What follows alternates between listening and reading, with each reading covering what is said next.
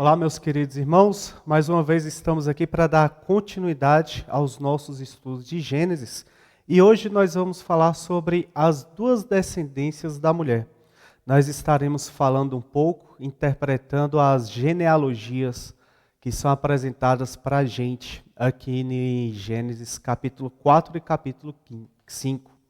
Para que a gente não seja muito demorado nesses estudos, não vou ler aqui com vocês cada um desses nomes que aparecem nas genealogias, mas nós vamos entender hoje aqui o porquê e qual a importância das genealogias para a gente.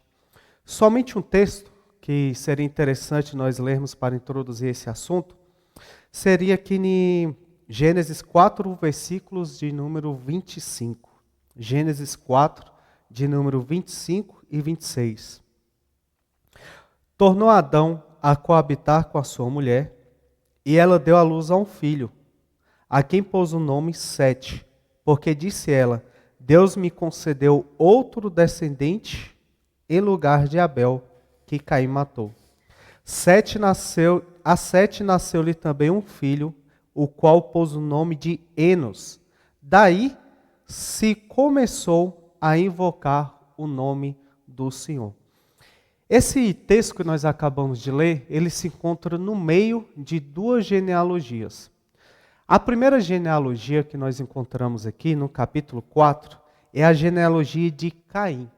Vai ser uma genealogia um pouco mais curta, resumida, e vai dar ênfase logo depois para as coisas que começaram a acontecer a partir de Lameque. Logo depois desse texto, quando nós lemos aqui a respeito de Eva, da mulher, tendo um outro filho no lugar de Abel, que foi morto por Caim, começa então a segunda genealogia do capítulo 5, aqui nesses primeiros capítulos de Gênesis. E cada uma dessas genealogias vai ter um propósito que vai nos preparar para compreender o texto do capítulo de número 6 e as razões por qual Deus decide então trazer o dilúvio à terra. Vamos entender então um pouco mais sobre essas genealogias. Meus irmãos, a genealogia de Caim até Lameque traz para a gente informações interessantes. E nessas duas genealogias vocês vão perceber que a gente consegue ter mais clareza a respeito daquela rivalidade que foi dita lá em Gênesis capítulo 3, 15 e 16, entre os descendentes da mulher e os descendentes da serpente. Nós vamos ver que essas descendências começam a ficar cada vez mais clara a separação entre uma coisa e outra, e nós vamos ver também uma certa rivalidade entre esses dois. Então perceba bem uma diferença importantíssima. Queria chamar a atenção para vocês aqui para o versículo de número 19, Gênesis, capítulo de número 4, versículo de número 19. Vai estar escrito assim: Lameque tomou para si duas esposas. O nome de uma era Ada e a outra chama Zilá. Ada deu à luz a Jabal, que foi o pai dos que habitam em tendas, e possuem gado. O nome do seu irmão era Jubal, que foi pai dos que tocam harpa e flauta. Zilá, por sua vez, deu à luz a Tubal-Caim, artífice de todo o instrumento cortante, de bronze e de ferro. A irmã de Tubal-Caim foi Naamá. E disse Lameque às suas esposas, Ada e Zilá: Ouve-me vós, mulheres de Lameque, escutai o que passo a dizer-vos. Matei um homem porque ele me feriu, e um rapaz porque me pisou. 7 vezes se tornará a vingança de Caim, de Lameque, porém 70 vezes 7. Qual é a primeira ênfase que nós queremos perceber aqui no texto? Quando nós vemos esses descendentes de Caim, já falamos um pouco a respeito disso, nós vemos aqui uma ênfase dada à violência, à completa separação entre o homem e Deus. Nós vemos aqui Lameque sendo aquele primeiro a fazer um casamento poligâmico, ele toma para si duas mulheres. E esse toma para si duas mulheres é um termo que nos faz perceber nesse ato de desobediência ao casamento instituído por Deus, ou seja, um casamento monogâmico. Nós já percebemos aqui que há uma expressão um pouco mais que nos remete à violência. Ele não coabitou, não parece ser algo consensual, amoroso, uma união entre duas pessoas. Mas a linguagem traz essa impressão de que o homem toma para si com espécie de força. Esse próprio Lameque também nós vemos aqui, ele é um homem que representa uma certa violência, e ele aumenta ainda a intensidade do pecado daqueles tempos. Ele não só toma para si duas mulheres, desobedecendo a Deus, mas ele também é um homem que vai agora ser um homem extremamente violento. As palavras que ele diz à sua mulher é que, por conta de coisas simples, coisas banais, ele foi capaz de tirar a vida de algum homem. Percebe então não só o relato de uma violência se aumentando cada vez mais na terra, percebe não só esses descendentes de Caim aumentando e cada vez mais agravando e demonstrando o quanto o pecado está presente a cada descendência, a cada geração que surge, nos dá a impressão aqui que se aumenta cada vez mais a violência na terra. O texto que nós acabamos de ler, então é um texto que vai estar sendo apresentado como uma certa rupção com esse problema, uma ruptura com esse problema.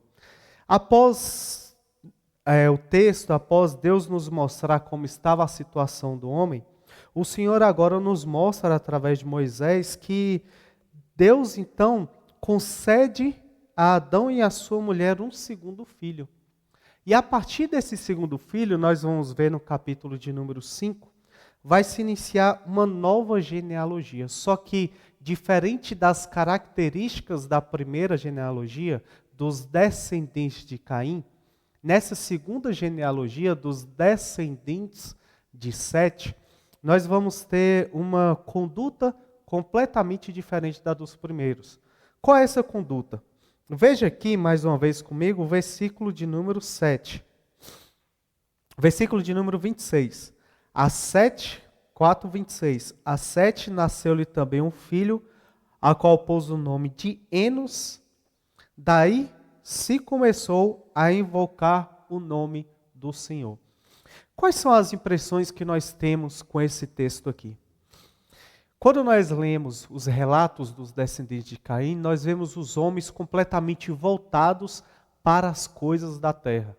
Os homens voltados para as artes, voltados para o cuidado com o gado, voltado para as coisas de interesse aqui do mundo. Os homens apegados e amando as coisas que o mundo pode oferecer.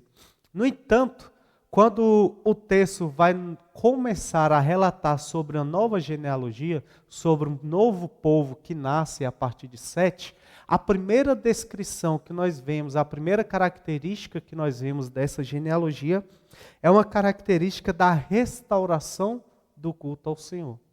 Parece que após aquela morte de Abel, quando Caim não oferece o sacrifício, é rejeitado ele o sacrifício por Deus, parece que talvez ali naquele tempo foi instaurado um certo esquecimento de Deus.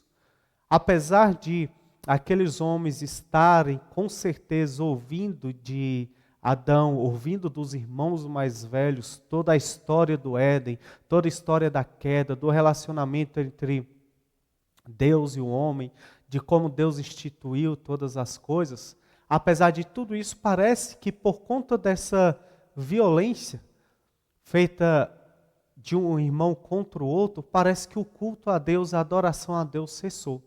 Pelo menos no registro bíblico, a última adoração, o último sacrifício, a última oferta feita a Deus antes de Sete foi naquele momento.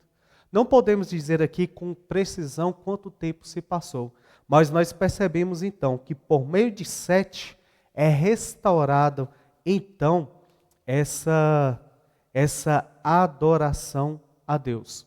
E nós temos então, de Adão até Lameque, por meio de Caim, nós temos aqui 7 gerações de homens completamente perversos, homens que cada vez mais se afastam de Deus, homens que cada vez mais viram as costas para Deus.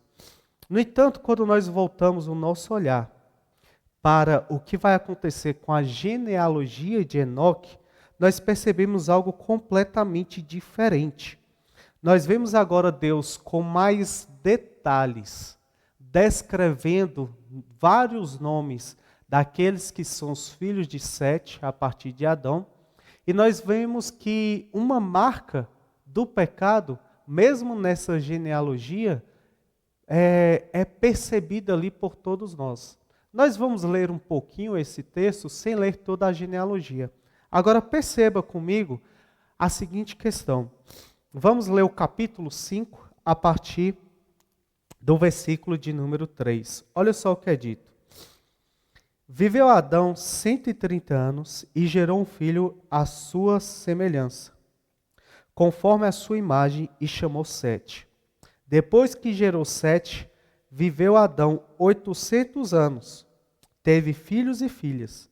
Os dias todos da vida de Adão foram 930 anos e morreu. Sete viveu 105 anos, gerou a Enos.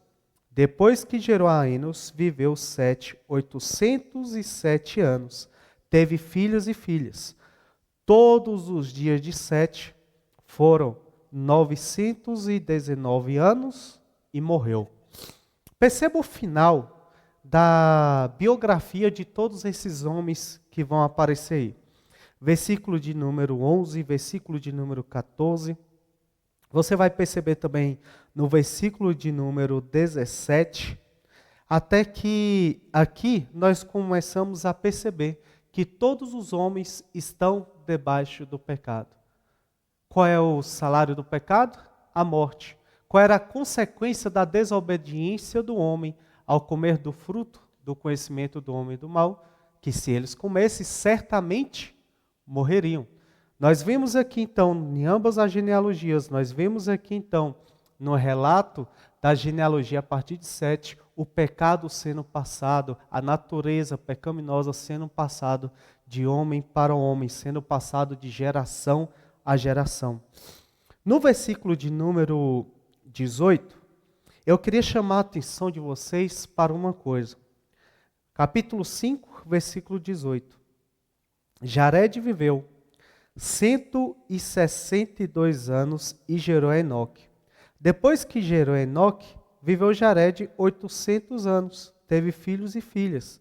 Todos os dias de Jared foram 962 anos e morreu. Enoque viveu 65 anos, gerou a Matusalém. Andou Enoque com Deus e depois que gerou a Matusalém, viveu 300 anos, teve filhos e filhas.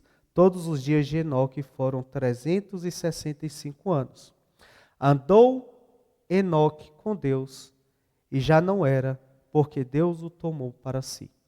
Nós chegamos aqui em uma situação muito interessante, que de repente, entre tantos nomes que são citados aqui, entre tantas pessoas que estão citadas, nessa genealogia existe um homem que andou com Deus e esse não conheceu a morte.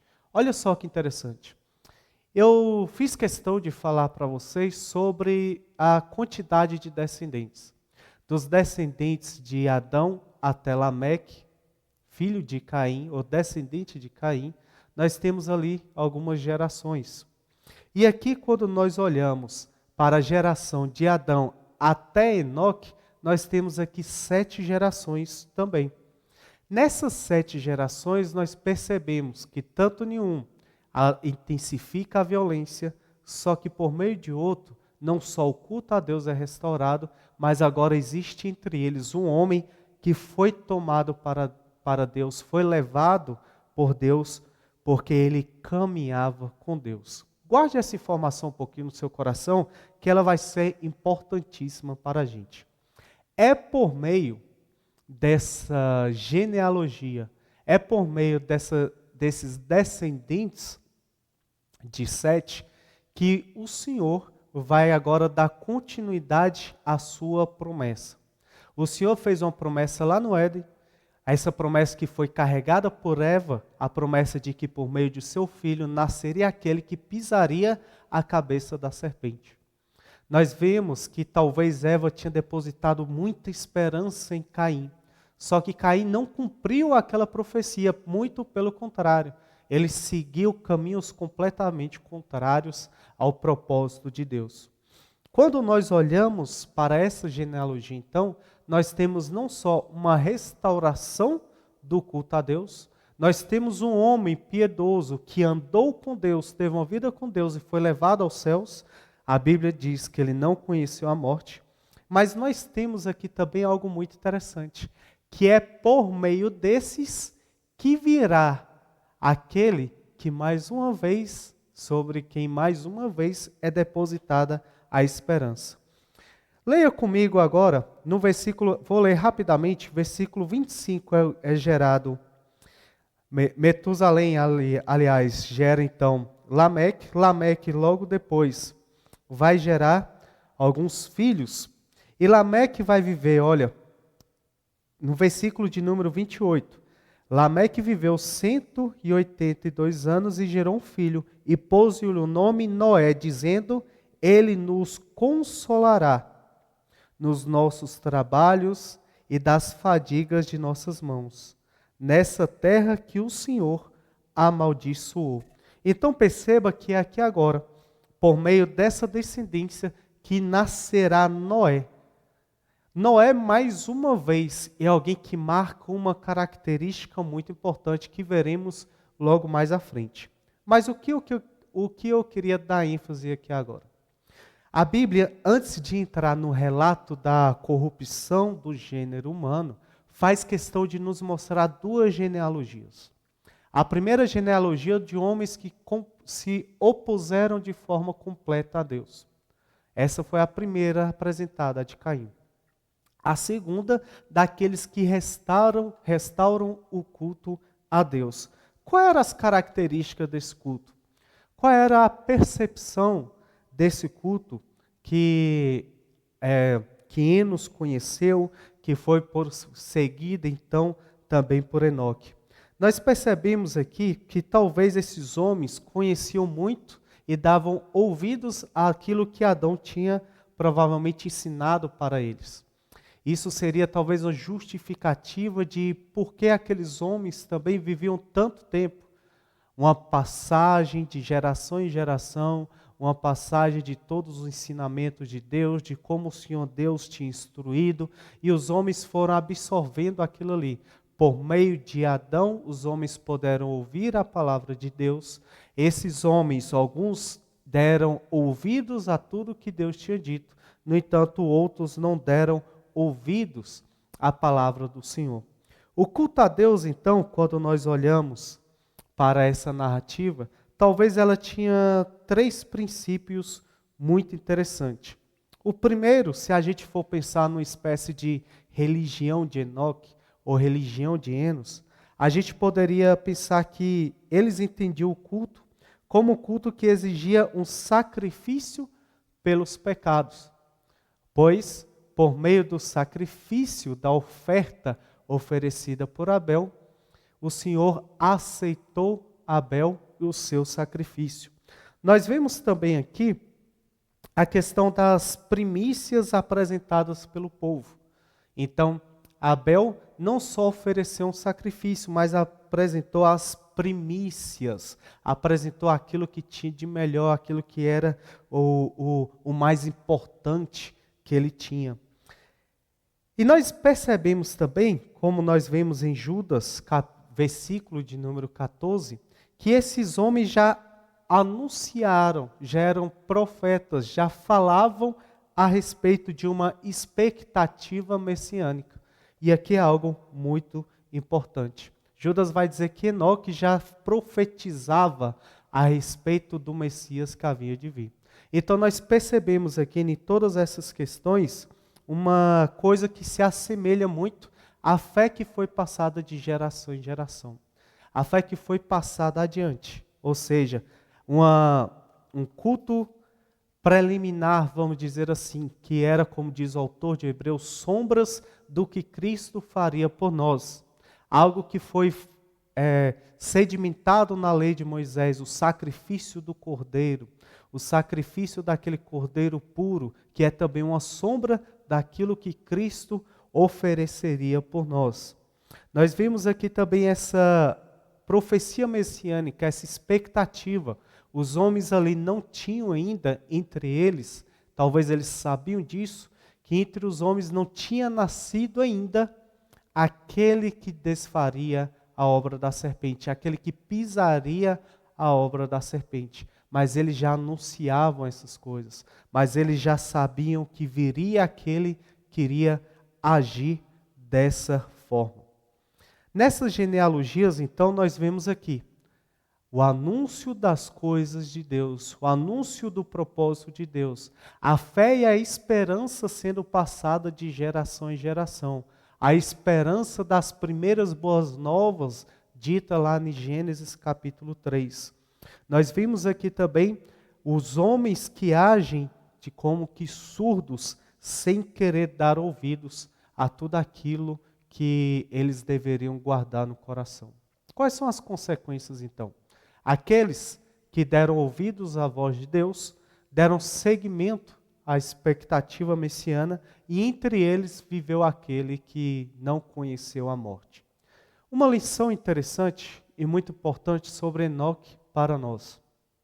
Somos nós hoje que também vivemos em um mundo assim. Somos nós hoje pessoas que estão inseridas em um mundo que dá as costas para Deus, em um mundo que ouve a respeito do Messias que já veio e retornará novamente para levar a sua igreja. No entanto, entre tantas essas pessoas que ouvem, muitos que até conhecem já dessa profecia, dessa esperança da igreja, têm endurecido o seu coração, vivido uma vida voltada para os seus próprios interesses mundanos e terrenos. Já aqui nessa genealogia, sabemos quais são os destinos desses homens. Aqui só diz que eles morreram. Mas quando nós lemos o Novo Testamento, nós sabemos que o destino daqueles que não tiveram fé em Cristo, que não entregaram sua vida para Cristo, qual é o destino deles? O destino deles não só a morte, mas a segunda morte após o juízo. Aqueles, porém, que derem ouvidos às Escrituras, que derem ouvidos a Deus, que entregam sua vida para Cristo, esses só têm um último inimigo a ser vencido, que é a morte. Esses, quando Cristo vier, os que já morreram, ressuscitarão e subirão para os céus e encontrarão com Ele nas nuvens. Os que ficaram vivos em Cristo, como Enoque, não conhecerão a morte. Essa é uma mensagem já de esperança presente desde os tempos antigos. Esse é um relato que nos faz perceber desde o tempo de Caim, desde o tempo de Sete, desde o tempo pré-diluviano, o quanto os homens já deveriam ter esperança em Jesus Cristo e crer nessa mensagem do Evangelho. Só que aqui nós precisamos trazer um alerta para todos nós. Muitos leem esse texto e vão começar a propagar algumas ideias de que se esses homens foram também profetas e já anunciaram a Cristo, que a igreja já nasceu junto com esses homens. Mas não é isso que as Escrituras dizem. Não é isso que é endossado e mostrado na Bíblia para a gente. E eu queria agora aproveitar esse encerramento, esse último momento, para que a gente perceba um pouco sobre essa diferença entre Israel e a igreja e essa diferença entre aqueles que fazem parte da igreja de Deus, quando a igreja de Deus foi surgida e qual é a diferença então entre Israel e a igreja. Por que eu trago isso? Alguns teólogos vão dizer que ali em Enos nasce, por conta dessas características descritas aqui, a igreja. Mas nós não podemos endossar isso, nós não podemos fundamentar isso. E eu queria aqui apresentar alguns textos para vocês, interpretação de tudo isso pelo próprio Paulo, pelo próprio Jesus Cristo, como nós podemos encontrar essas coisas no Novo Testamento. Primeira coisa que eu queria apresentar para vocês, como a diferença entre Israel e a igreja, é que o próprio Cristo não diz para a gente que lá em Enos nasceu a igreja. O próprio Cristo não diz para a gente que a igreja dele já existia, muito pelo contrário. No Evangelho de Mateus, capítulo 16, versículo 18, nosso Senhor vai nos dizer que ele edificaria a igreja. Então percebe, ele diz, eu edificarei a minha igreja sobre essa pedra, sobre a pedra que foi dita ali por Pedro. O que nós entendemos então? Que Cristo está dizendo que a edificação da sua igreja, que a sua igreja iria nascer no futuro. Esse futuro se realiza lá em Atos dos Apóstolos, capítulo 2. Esse é o primeiro texto, onde no próprio Senhor Jesus Cristo diz que a sua igreja ainda seria edificada, ainda seria estabelecida, e não que ela já nasceu lá nos tempos antigos.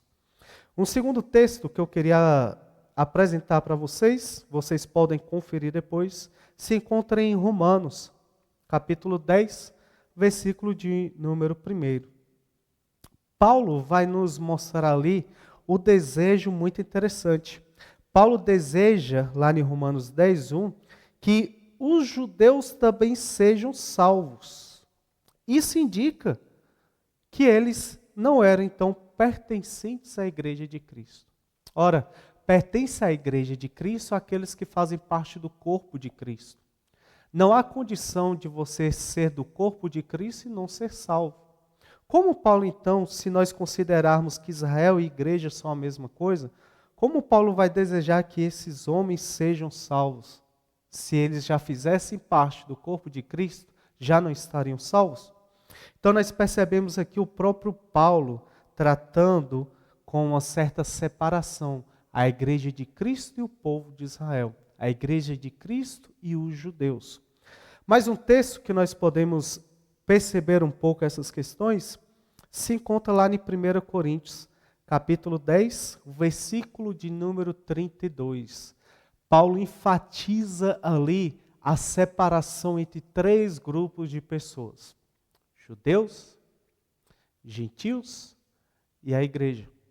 Paulo diz que nós não devemos ser pedras de tropeço para essas pessoas, tanto judeus, quanto gentios, quanto a igreja. O próprio Paulo trata desses três grupos de formas distintas e não como se fossem um só. Esse texto nos faz perceber que assim como nós separamos a igreja dos gentios, é claro que devemos também separar a igreja dos judeus, ou a igreja de Israel. Por último, um outro texto interessante também é um texto que está em Romanos, capítulo 9, versículo 3, onde Paulo agora, que pertence à igreja, desejava ser separado dela por amor aos seus irmãos segundo a carne. Então não é por conta da carne, por conta da genealogia, por conta de quem foram os pais desses homens que eles faziam parte da igreja de Cristo. Ao ponto que Paulo vai enfatizar aqui, ele desejaria ser separado do corpo de Cristo, separado da igreja, desejando que os seus irmãos fossem salvos. Com base nesses textos, nessas explicações, nessas demonstrações, tanto que Paulo nos oferece, quanto da própria declaração do Senhor Jesus Cristo no livro de Mateus, no Evangelho de Mateus, percebemos com clareza que Israel e igreja não é a mesma coisa. Se é difícil nós dizermos que que a igreja de Cristo já tinha nascido com os hebreus, ou que a igreja de Cristo já tinha nascido com Israel enquanto nação, ou que a igreja de Cristo já tinha nascido com o povo de Judá, com o povo de judeus, se já é difícil aqui, imagine o quanto se torna ainda mais difícil dizer que a igreja de Cristo nasceu com os setitas. Quem são os setitas? Setistas é o nome dado para os descendentes de Sete, antes do surgimento do povo hebreu, por meio de Abraão. Perceba então, Nós vemos aqui nessas genealogias que existe agora um povo que é obediente a Deus. Nós vemos também um povo que seguiu desobediente a Deus. Por meio desse povo desobediente, o pecado cada vez mais foi aumentando no mundo, o pecado cada vez mais foi se espalhando pelo mundo e se intensificando no mundo. Por meio dos descendentes de Sete, por meio desse povo, foi mantido e conservado por meio de Deus, por meio de sua soberania, por meio de sua obra, por meio da confiabilidade e de como ele confirma e reafirma a sua palavra. Nós vemos aqui a esperança de Cristo sendo continuada. Nós vemos aqui Deus levantando homens justos, homens que alcançaram a graça de Deus, homens que realmente eram tementes a Deus, dando continuidade a essa esperança que nos foi realizada no nosso Senhor Jesus Cristo. Eu queria que vocês percebessem um pouco essas duas genealogias, as diferenças entre uma e outra, porque no capítulo 6 elas serão muito importantes para nós. Que Deus abençoe vocês e até o nosso próximo estudo.